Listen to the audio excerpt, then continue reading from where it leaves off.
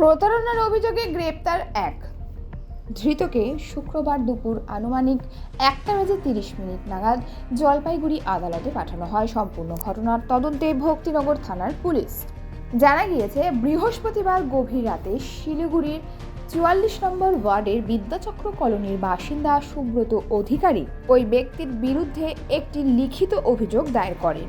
অভিযোগের ভিত্তিতে তদন্তে নেমে শুক্রবার ওই ব্যক্তিকে শিলিগুড়ির আশিঘর এলাকা থেকে গ্রেপ্তার করে পুলিশ। ধৃত ব্যক্তির নাম বিমান অধিকারী।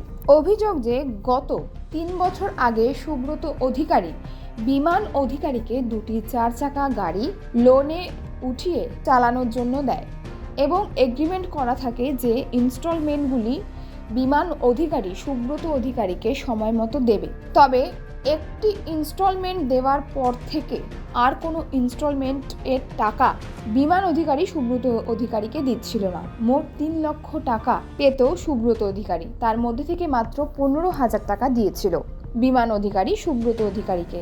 এরপর বিমান অধিকারী সুব্রত অধিকারীর সঙ্গে যোগাযোগ না রাখায় অবশেষে বৃহস্পতিবার গভীর রাতে ভক্তিনগর থানায় বিমান অধিকারীর বিরুদ্ধে লিখিত অভিযোগ দায়ের করেন।